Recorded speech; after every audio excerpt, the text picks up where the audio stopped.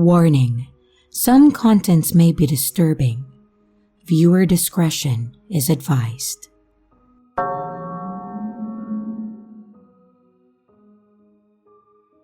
I grew up in a small town in Alabama.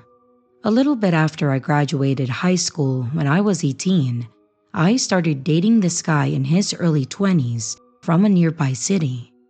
He was very handsome, tall, muscular male that we'll call Sean for this story. He told me on our first date that he used to be part of a very well-known gang in the United States. Sean explained that he'd only been a part of this gang in his younger years because he had grown up in a bad area and hadn't really had any other options.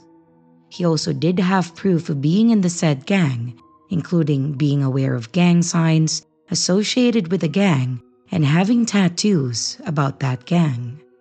Which I did Google to see if the tattoos and gang signs were in fact associated with it. I know that there are some people who like to lie about being ex-gang members and the like for some reason just to seem cool. And Sean didn't seem like the type to lie about that too. I gave Sean the benefit of the doubt because he didn't really give me any bad vibes. I remember he was always a gentleman to me and treated me very well. So of course, I didn't really suspect anything about him. We dated for a few weeks before the night that I found out the truth about him. I was staying over at Sean's apartment one night and everything was seeming pretty normal. This was the first time that I'd ever stayed that night at his apartment, since I do tend to be a bit cautious.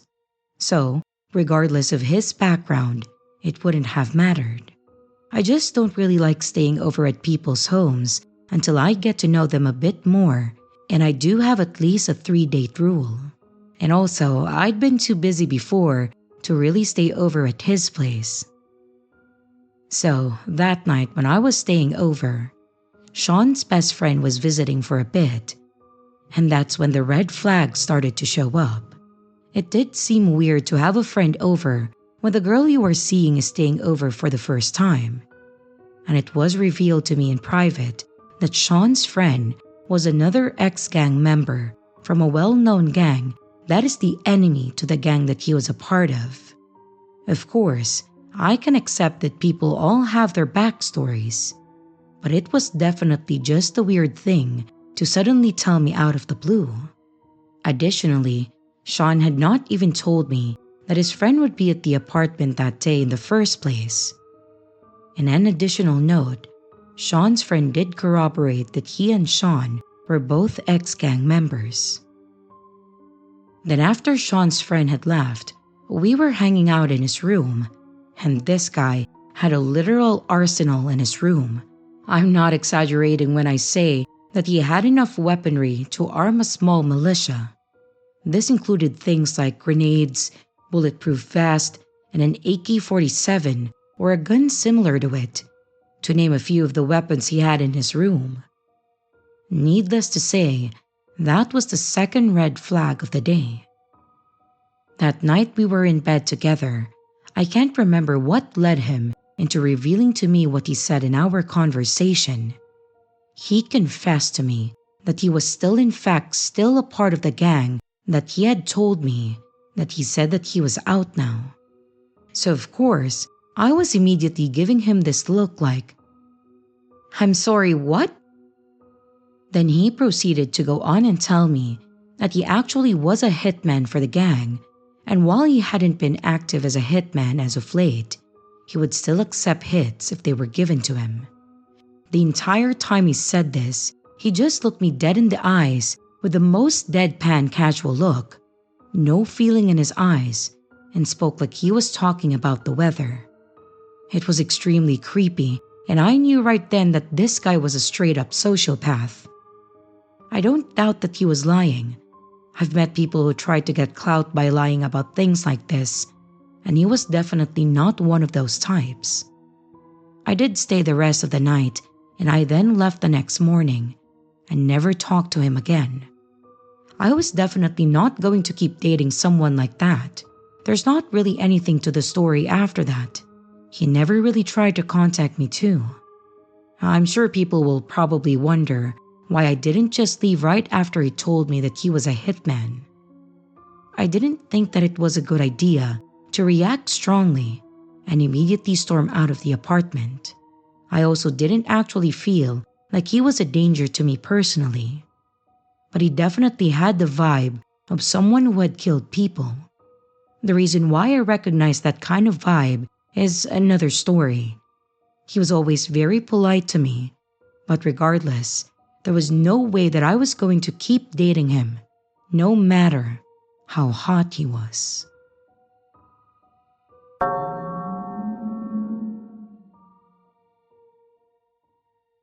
I want to tell you about a strange date that I went on a while back.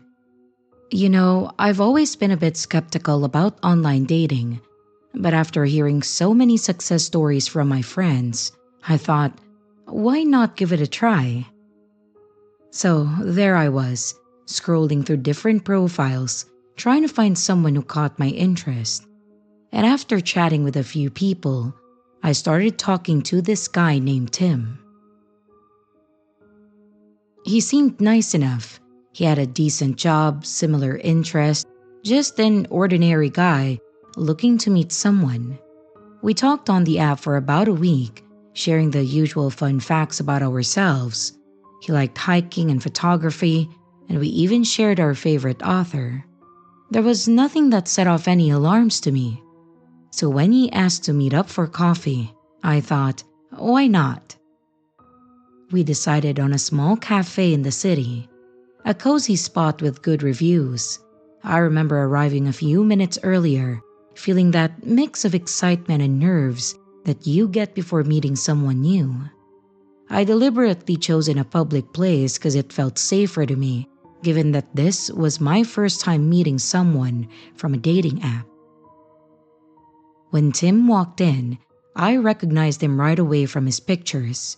He was average height, neatly dressed, and his smile seemed genuine. Everything looked normal, and that really put me at ease. We exchanged pleasantries, we ordered our drinks before settling into one of the corner booths. The conversation flowed easily at first. We talked about work, hobbies, and our favorite places in the city. He seemed really interested in my job, asking thoughtful questions about it. It was nice to feel like someone was genuinely listening. And as we sipped on our coffees, I started to relax, thinking that this might actually turn into something. But if that was the case, then I wouldn't be posting on here, right? Well, something shifted. Tim's tone became more intense as he started talking about his future plans. At first, it was the usual stuff, like wanting to travel, maybe buy a house, but then he started sharing things that felt oddly specific, a bit too much for a first date really. He began outlining a detailed plan for his life, and not just in terms of career goals or travel destinations. He was talking about his ideal number of kids and the exact age he wanted to achieve certain milestones. It was like he had his life planned out to the minute. I could have dismissed it as someone who just knew what they wanted, but the way he spoke about it was very unsettling. It was as if he was narrating a script with no room for deviation. The more he talked, the more uncomfortable I felt. He wasn't just sharing dreams, he was laying out expectations. It felt like I was being slotted into a role that I hadn't auditioned for. I tried to steer the conversation back to safer ground, asking about his hobbies and interests again, hoping to bring back the light-hearted exchange that we had earlier. But Tim didn't seem interested in that anymore. Instead, he started talking about his past relationships in a way that made me very uneasy. He was oddly detached, listing out reasons they didn't work as if he was analyzing a failed project. His tone had shifted from friendly to something more clinical, almost like he was ticking off boxes. It was then that I realized Tim wasn't really seeing me as a person. I felt like I was being assessed, measured against his checklist for a perfect partner. Suddenly, everything felt heavy. The air, the conversation, even my cup of coffee seemed burdensome. I glanced around the cafe, trying to find some distraction to break the tension. But it was no use. The pleasant chatter of other patrons faded to the background, leaving just Tim's voice and his unsettling plans. I could feel the discomfort gnawing in my stomach. I'd never experienced anything like this before, and I didn't know how to handle it. As he continued, I noticed he didn't seem aware of how off-putting his words were. He kept going, like he was completely oblivious to my growing unease. It felt as though I'd been drawn into someone else's life plan without my consent, and I needed to find a way out. I began to think of excuses to leave early. Maybe I could say that I had to meet a friend, or that something came up. But as I opened my mouth to speak, he paused, finally noticing my discomfort. There was an awkward silence as he waited for me to respond. And trying to stay polite, I mentioned needing to check on something in my car, hoping to create an opportunity to leave. I gathered my things, and as I stood up, Tim seemed to realize that things hadn't gone well. His face fell slightly, and I felt a twinge of guilt for leaving so abruptly. But I just needed to get out of there. Once I was outside, I took a deep breath, feeling the cool air on my face. It was refreshing after that overwhelming tension inside. I walked to my car, trying to shake off the encounter. The whole experience had been unsettling, and I needed time to process it. Driving home, I kept replaying the conversation in my head, wondering if I just misread the situation or if I was overreacting. But deep down, I knew my instincts were right. There was something about the way Tim spoke, his detailed expectations, and his detached tone that didn't sit well with me. When I got home, I decided to take a break from the app, at least for a little while. I needed to reset, to remember why I'd started looking in the first place. It was about connecting, finding someone who shared my interest and my values, and not fitting into a predetermined role. I haven't given up on dating entirely, but I am more cautious now.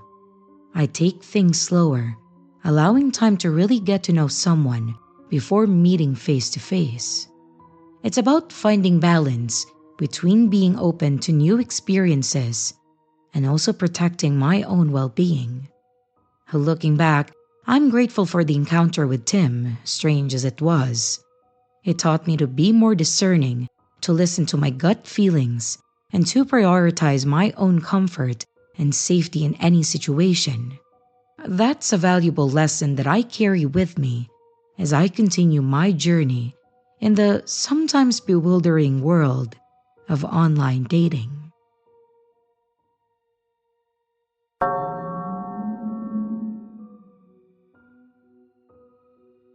This isn't something that I would normally post, and I hope that I don't regret it somehow. I saw someone briefly mention this subreddit in a YouTube video, and I thought that it would be the perfect place to share the story of a horrific thing that happened to me, a story that I have never told anyone. I'm not sure if anyone will see this, but I'm sharing in hopes that it will inspire someone to stay safe, safer than I was. I'm not sure if trigger warnings are needed or suggested here, but it's just out of consideration of others. I'd like to warn everyone that I will be briefly mentioning sexual assault with as little details as possible. 1 year ago around this time, I was bored and I was scrolling on the web, which was nothing unusual for me, when I decided to go on Omegle. Omegle was a website that allowed you to talk to strangers via video or text chat. It was around for a long time, and I used it frequently when I was younger as a time waster. There were plenty of creeps on there, sure, but I've had an equal amount of pleasant interactions and conversations on the site too. On the site, you could type in tags. Basically, they are keywords that describe the type of conversation or person that you are looking for, and then you would match someone with the same ones. I always use alt for alternative. I feel like it weeded out a lot of rude people and then connected me to more people my age. For reference, I was 19 at that time. I connected with someone who called himself Kane, and then we started chatting via text. He said that he was 23 and I said my age back. We exchanged some small talk, and before I knew it, we were talking all night. And I mean all night. We lived in the same time zone, and I had stayed up until 6 a.m. chatting about philosophy and life and our interest just because he was so entertaining and I was having fun. When we were talking about our general areas that we live in, he said abruptly, "Hey, we should meet up sometime." I laughed, but it turns out that he was serious, and it turns out that we only lived 3 to 4 hours away from each other, so he was really considering this. I am an anxiety-ridden person, but for whatever reason, I thought that he might be normal due to the fact that I just spent hours and hours talking to him and I didn't pick up on any red flags. So I said, sure, why the hell not, right? I know. This is an incredibly stupid mistake. I have a big heart though, and frequently make the mistake of giving others the benefit of the doubt. So, just like that, we started planning a camping trip. He was set on doing it just days after that morning because that was when he was off work next. I agreed because I didn't have anything to do at that time. I asked for his number so we could talk somewhere else about the trip other than Omegle. He gave it to me, I texted it, and I noticed the messages showed green on my iPhone. This indicated that he was using a Samsung or an Android. Teasingly, I said something along the lines of, "What's up with the Samsung?" And after a few minutes, he texted back saying that he had 2 phones and that one was for work. That was the first red flag that went off in my head. Why would you need 2 phones for work at this age? I mean, of course, there's possible reasons, but it just set off that intuitive feeling, one that I regret not listening to. I asked what his job was, and he said that he worked for the state. He added that he isn't allowed to share details about his job because he signed papers saying that he wouldn't, and that he could get fired if he were to violate this agreement. I was still wary of this, but I just figured that he worked for a police station or the town council or something that does with law enforcement, and that I was probably overthinking things. Days passed, and the date for our camping trip approached quickly. He wanted to take me someplace close to where he lives, Nimham Mountain in New York. Don't worry, this isn't near my house at all, and I don't give a fuck about violating his fake privacy after what he took from me. Obviously, I wanted to do at least a little research about where I was going, so I popped the name into Google. A bunch of results popped up about the soil on Nimham Mountain being contaminated with arsenic due to the old mines in the area. All of the government and state articles that I read said that it was still safe to hike there and that you should wash your skin and shoes after hiking. But I still had a feeling of unease about the whole thing. I texted Kane and I asked him why we were going to some place that could potentially be dangerous. He assured me that nothing would happen and said that he chose the spot because it's somewhere him and his friends frequently camp. This slightly reassured me. He does know the area better than me after all. My parents are definitely over-suspicious of everyone. Strict is also a safe word. But for good reason though, they are just protective. I told them that I was meeting up with a friend that I met over a video game and that I already know him for a month. I knew this would be less likely to freak them out than the truth, They were adamant that this was a horrible idea, but finally let me go off when Kane pulled into my driveway. He didn't come inside and waited outside of his car for me.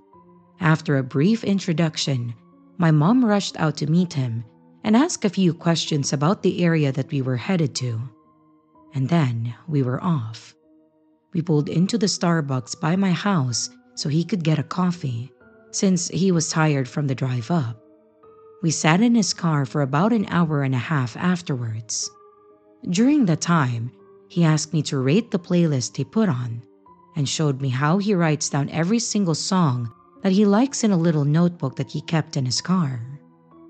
I thought that it was weird but kind of sweet.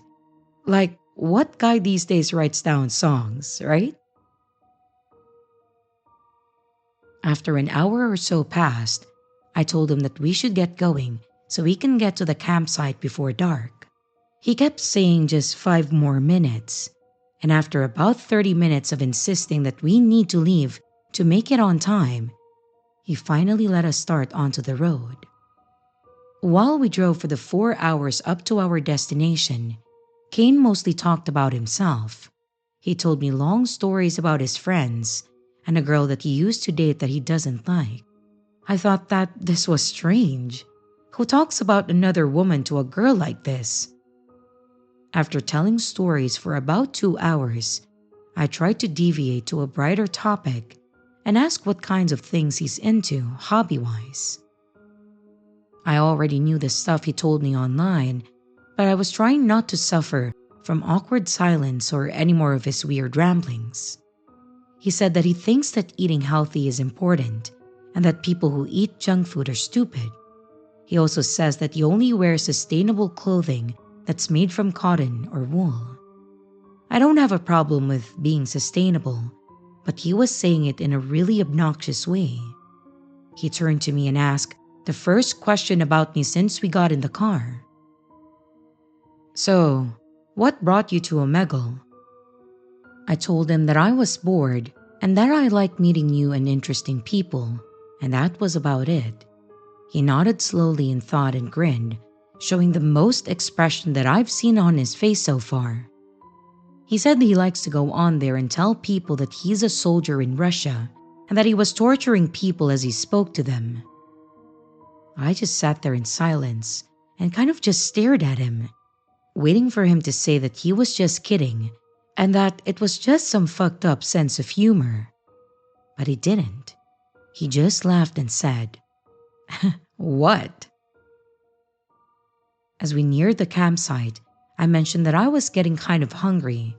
He said that we can stop at Whole Foods before going to camp for the night. In my head, I sighed about this, knowing he was probably going to judge me for whatever I picked out there. But it wasn't a problem for me. I was hungry and so I agreed. In Whole Foods, he made me pay for both our meals because his card wouldn't work there. He didn't even try, and this annoyed me, but I was just eager to get to camp, so I paid and we sat down outside to eat. After about an hour, we were finally ready to get to camp. We drive up the mountain, and he pulls into a small parking area with about 3 spots. Cars were parked there, and older men were surrounding the cars smoking weed. Nothing they were doing was wrong, at least morally to me, but it just made me uncomfortable that they were also there so late at night. Before I could even mention it, Kane says that it's too cold for him to carry our supplies to the campsite, which was about a 10-minute walk, and then to set up camp. I was taken aback by this. I said, "What do you mean? I'll help you. We didn't come up here for nothing." He insisted and told me to get out of the car to feel how cold it was. He said that it would take a while to pitch our tent and that it was too much for us. There was no way that I was getting out of the car and facing the men in the parking spot next to us. I rolled down the window halfway and I stuck my hand out. It was freezing. He was right about that. And that night, it was in the 30s and the wind chill felt worse being higher up. I was annoyed that I agreed sleeping in his car for the night. I was just sad that our trip was basically wasted. He sat in silence for a while, seemingly uncomfortable that I was annoyed and unsure how to comfort me.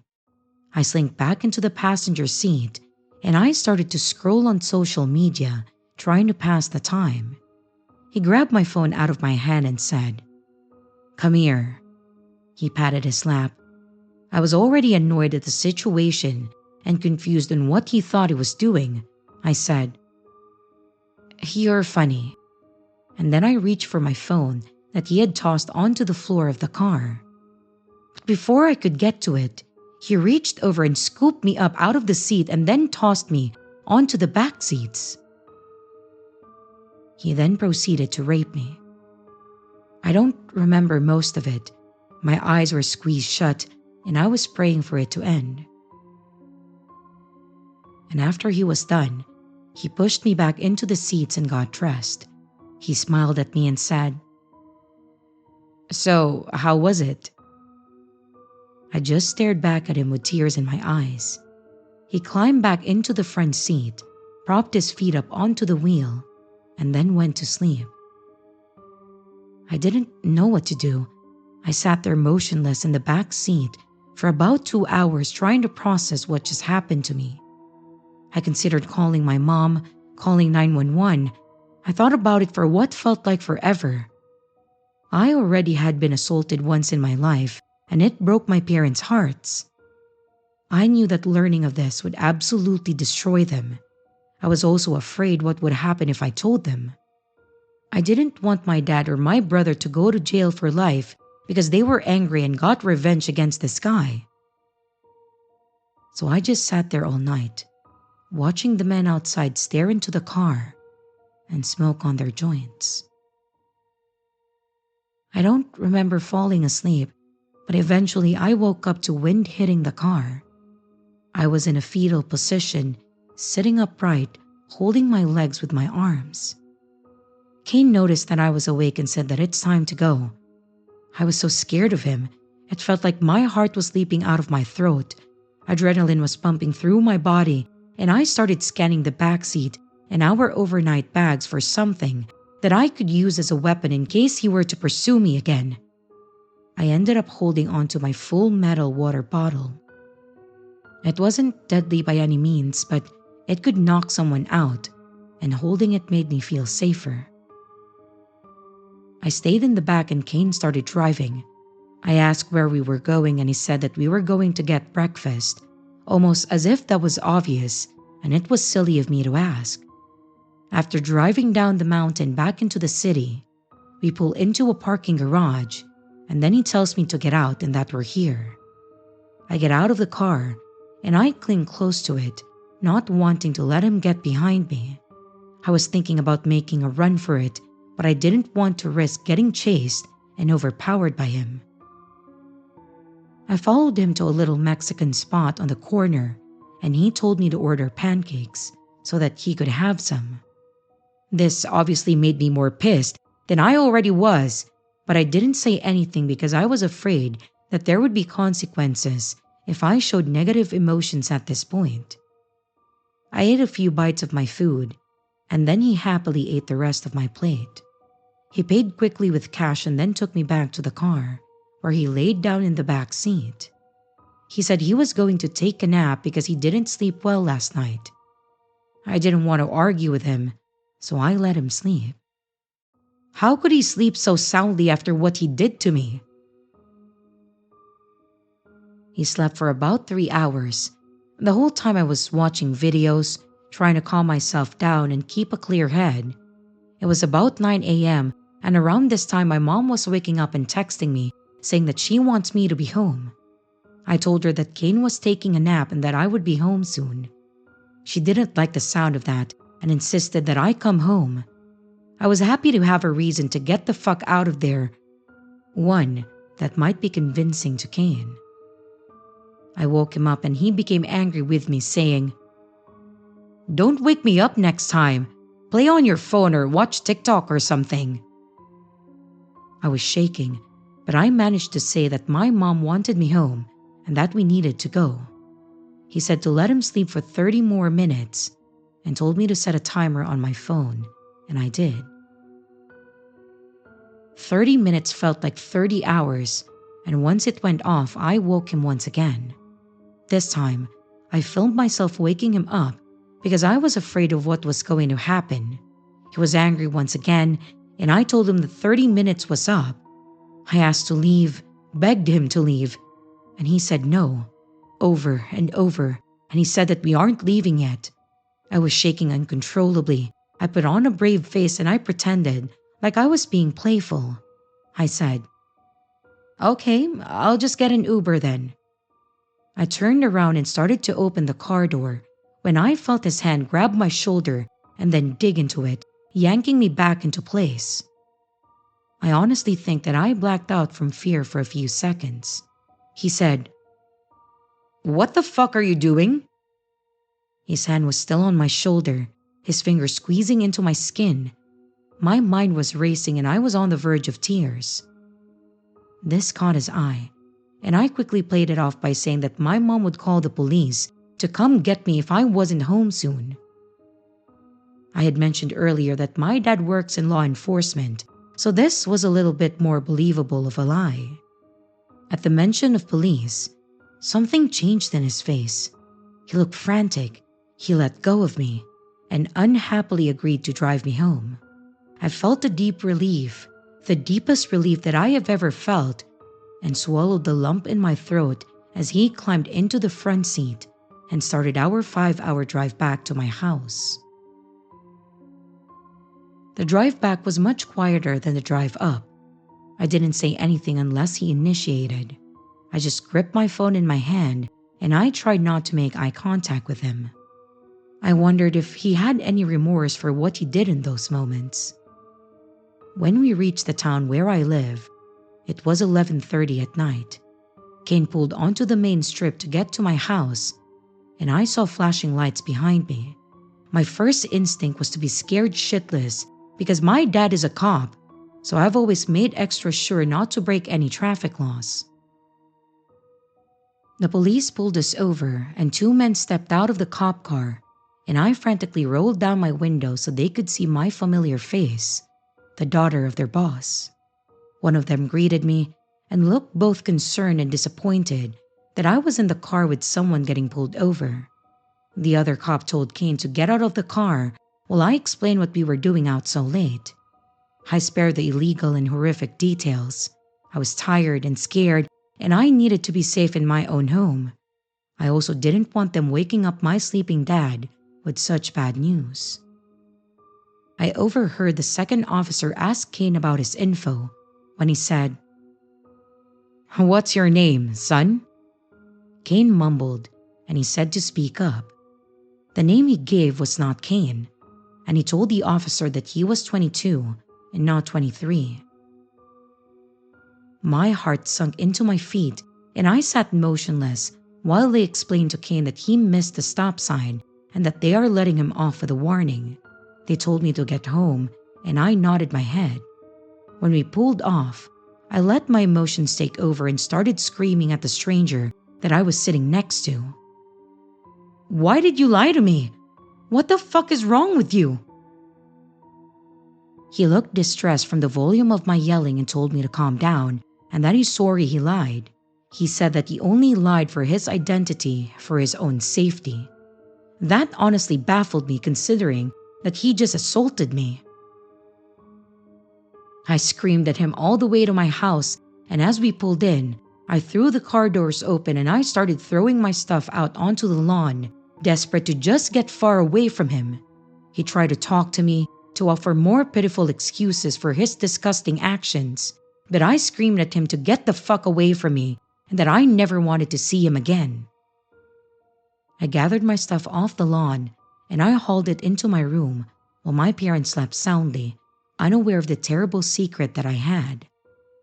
I woke up my mom and told her that I was home, as she requested. And once I got to my room, I broke down. What happened to me started to sink in. As I was sobbing silently into my blanket, My phone lit up from a text from him. It read, "I'm sorry about what happened. I really am.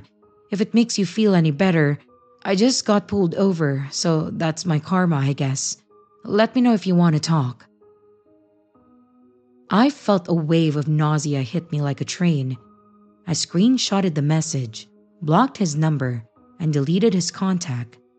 And I haven't heard from him since. And I haven't hung out with anyone else besides my boyfriend.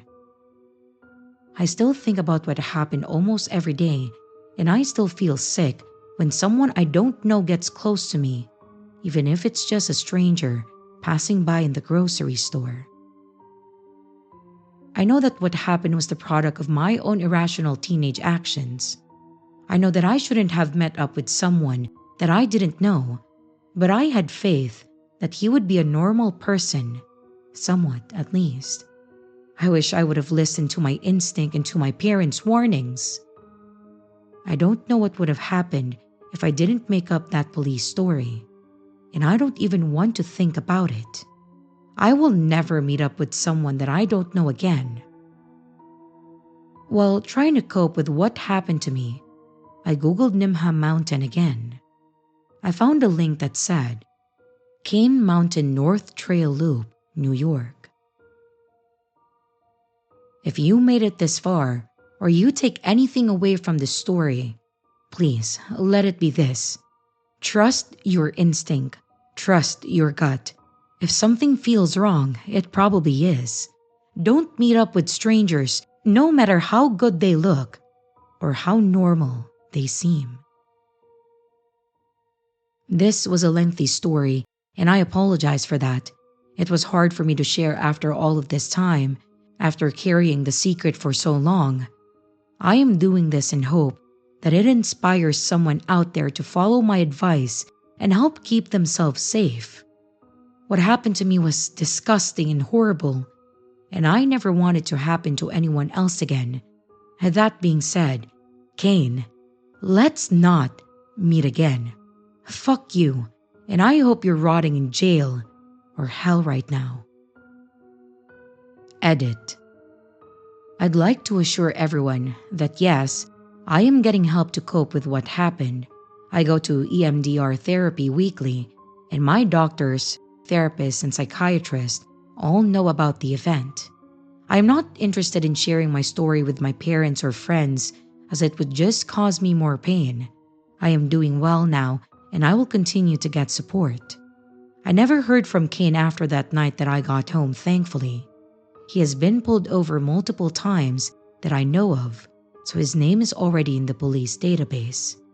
I pushed myself to share this story in hopes of spreading awareness about online safety and trusting your instinct. I give everyone permission to share my story. Share it with your little sisters, cousins, nieces, and every young woman in your life who might make the same mistakes that I did.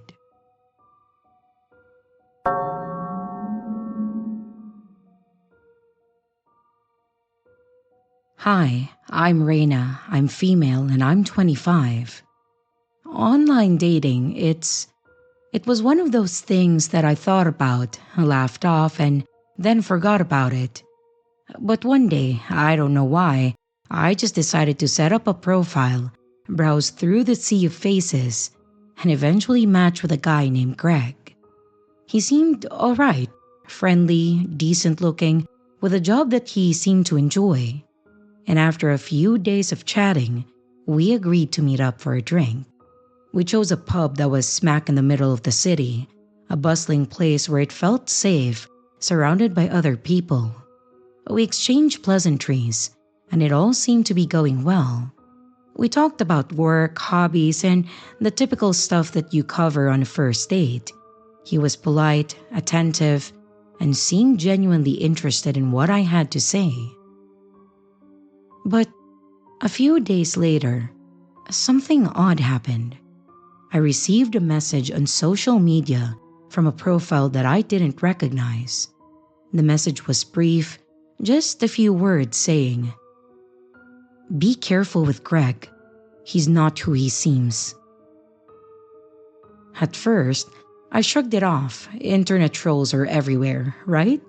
Plus, I didn't even know this person, and it could easily have been a random warning sent without any real basis. Ignoring the message, I went on with my routine, and Greg and I continued to chat online and even planned another meetup. But then, more messages came, each from different accounts, all saying similar things. They were vague warnings, hints that Greg had a past that I should be wary of. It was unsettling because these weren't just spam messages. They seemed targeted, deliberate. I decided to pay them no mind though. Greg hadn't done anything to raise any red flags. Yet, a part of me couldn't shake the feeling that something was not quite right. I resolved to do a little digging just to ease my own mind. A quick search didn't really reveal that much. Just his usual social media profiles and some standard information. There was nothing alarming, but the messages kept coming, each one poking at my growing unease. A week passed, and I couldn't help but feel like I was being watched, or worse, manipulated. Every time that my phone buzzed with a notification, my heart would race, expecting another anonymous warning. It was as if someone was trying to drive a wedge between us before anything really had the chance to start. I began to wonder if maybe Greg had an angry ex who had taken it upon themselves to intervene. But without proof, it was all just a speculation. When we met again, I was on edge, trying to act normal while the messages lingered in my mind. Greg didn't seem aware of anything amiss. He was just as friendly and engaging as before, making it hard to reconcile the warnings with the person in front of me. Part of me wanted to confront him, to ask if he knew anything about what was happening. But I didn't. I didn't want to come off as paranoid or accusing based on the words of strangers. In the days that followed, I started noticing small strange things. A car seemed to appear on my street more often, parked just a bit too long to be coincidental. My social media accounts were getting unusual login attempts, and I couldn't shake the feeling that someone was keeping tabs on me. I changed my passwords, double-checked my privacy settings, but the feeling of being watched persisted. I decided to take a step back from online dating altogether, at least until I could figure out what was happening. I told Greg that I needed some time and space, using work as an excuse. He seemed understanding, which only added to my confusion. If he was involved in any way, he was doing a great job of hiding it. Eventually, the messages stopped, and with them, the strange occurrences. It was as if someone had flipped a switch and then decided to leave me alone. I never found out who was behind it or what their true intention was, but the experience left me more aware, more cautious about who I meet and how I share my life online. Looking back, I wonder if there was any truth to those warnings, or if it was just someone with too much time on their hands. So for now, I'm taking a break from online dating.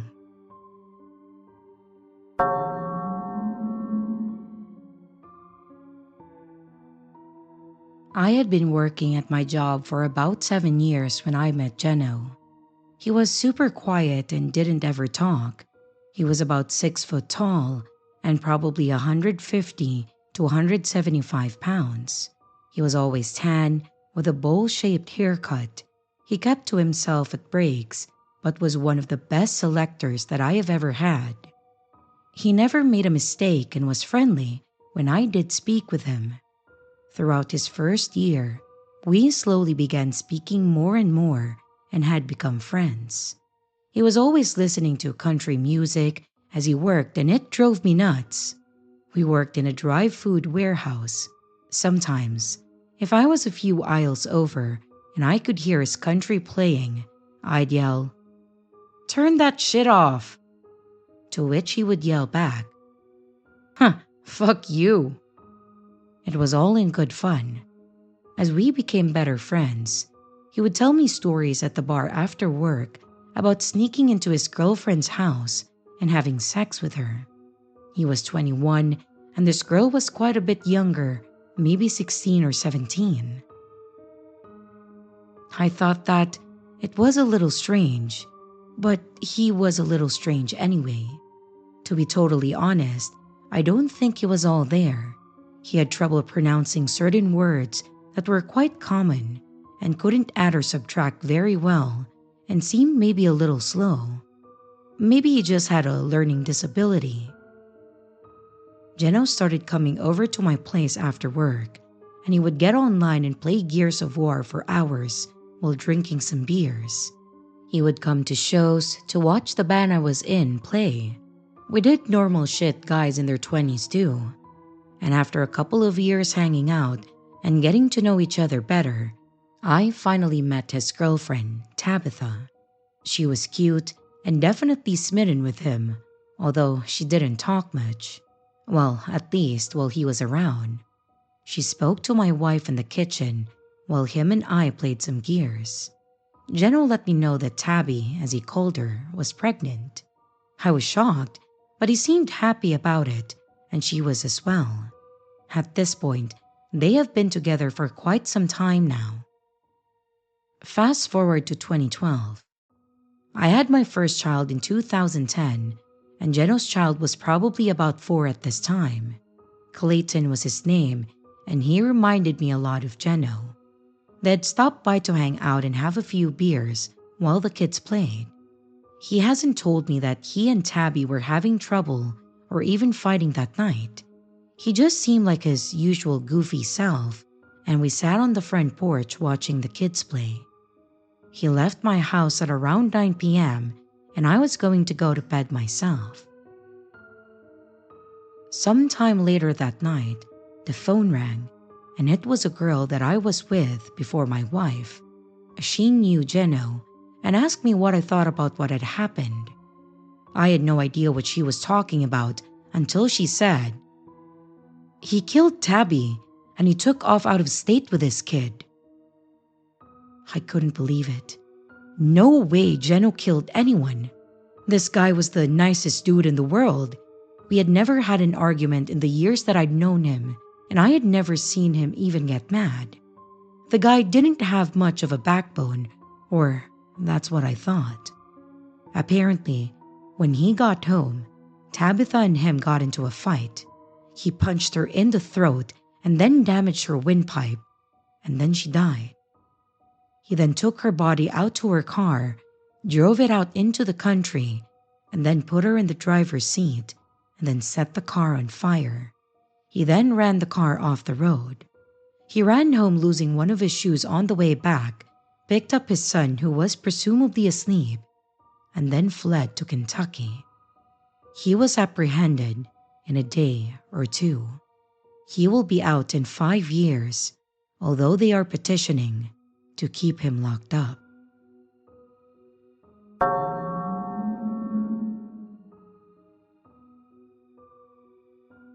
I never thought that I would be the type of person to try online dating. It always seemed a bit too modern for me. But after seeing a bunch of my friends doing it, and some even getting as far as being engaged, I figured, why not give it a shot? Plus, I was tired of sitting around on weekends, binge-watching series alone. So, I downloaded this popular app and I started scrolling through profiles. A few weeks in, I matched with a guy named Mark. He seemed nice from his profile, an ordinary guy in a good way. He wasn't trying too hard to impress. He was just a regular guy with a job in tech and some hobbies that matched mine. We started messaging back and forth, and pretty quickly, we decided to meet up. We chose a cafe downtown that I'd been to a few times before. It was cozy, with that hipster vibe, brick walls, lots of plants, and good coffee. I put on my best casual clothes, and when I arrived, I was nervous, but seeing Mark put me at ease. He looked just like his photos, which was a relief because I had heard horror stories of people looking nothing like their online selves, like those catfishing stories. The date actually went well. We talked about a lot of things, since he was very easy to talk to, and it felt comfortable like catching up with an old friend. After we finished our drinks, we walked around a bit, checking out nearby shops. We then said our goodbyes and he suggested doing it again sometime. I agreed, thinking that it might be nice. A few days later, I was at the grocery store near my apartment and I saw him again. He was in the produce aisle, examining the avocados. It felt a bit awkward at first, seeing someone from a date in your everyday life, but we ended up chatting for a bit, and he made a joke about our next date happening right there in the aisles. I just laughed it off, thinking that it was just a funny coincidence. The next weekend, I headed to my favorite park for a morning jog. It was one of those perfect crisp mornings with blue skies and just chilly enough to need a light jacket. But as I rounded a corner, there he was again, sitting on a bench, scrolling through his phone. I stopped, a little surprised. He then looked up and then we exchanged smiles. He mentioned being there to clear his head and enjoy the weather. We talked a bit about our plans for the day before I continued my run. And by now, I was starting to wonder if these encounters were just chance or something more deliberate. I tried to shake off the feeling, telling myself that we just happened to live in the same area and that it was bound to happen, you know? But as the weeks went by, I kept running into him at my favorite lunch spot, the local bookstore, even at the gym.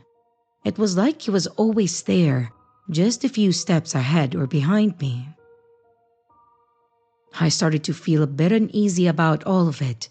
The city isn't that small, and while I'm sure some overlap in hangout spots is normal, this was getting a bit too close for comfort. I talked to a couple of friends about it, and they suggested that maybe he was just into the same things, hence the frequent run-ins. But I just couldn't shake the feeling that something was off about it. One night, I decided to do a little experiment. I chose a different route home from work, something that I have never done before. It added an extra 10 minutes to my commute, but I wanted to see if anything changed. As I neared the intersection by my apartment, I spotted him again. Just as I turned the corner, he was on the opposite side of the street, seemingly on a walk, when we caught each other's eyes and he waved, but this time, I did not stop to chat. I started to wonder how he knew where I would be. Was it all a strange coincidence, or was he somehow tracking me? I thought about all the information that I shared online, check-ins, Instagram stories, photos tagged with locations, and it was possible that he was piecing together my routine from those. Feeling uneasy, I decided not to respond to his text for a while, hoping that distance might help. I also tightened my social media settings, making things more private, and stopped posting about my daily activities. For a couple of weeks, the sighting stopped, and I began to relax, thinking maybe it really had been a fluke. But just as I was beginning to feel safe again, I noticed a familiar face at my usual Sunday morning brunch spot. I didn't approach him, pretending to be engrossed in my phone. It was clear now that our encounters weren't random. He was showing up too consistently in places that I frequently visited. The realization hit me hard. I knew that I had to be more proactive about my safety. I started varying my routine, choosing different times and places to do things. I even changed gyms, and I found a new park across town for my runs. It was very inconvenient, but it felt necessary for my peace of mind. Eventually, the encounter stopped altogether. I don't know whether he realized that I caught on or if he just lost interest. Either way, I was relieved. I learned a valuable lesson about being cautious with information online and trusting my gut when something doesn't feel right. So, that's what happened. It wasn't dramatic or scary in the traditional sense, but it was enough to remind me to stay vigilant and trust my instincts. If you ever find yourself in a similar situation, listen to your gut. It might just be telling you something important.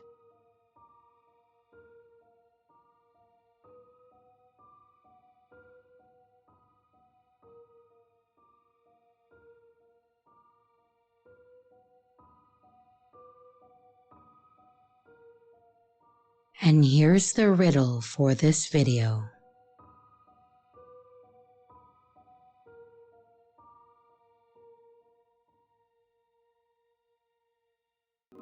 Hello everyone, it's your creepy sister here. Thank you so much for watching the video. I really appreciate it. I would also like to give some extra love to my Patreon members, my channel members, and also my tippers. Thank you so much. If you would like to extend a little bit more support for the channel, don't forget to leave a like and a comment down below. If you would like to become a Patreon member, a channel member, a tipper, or even to buy merch, check out the links in the description below. Again, thank you. And I hope you stay scared because your fear feeds me.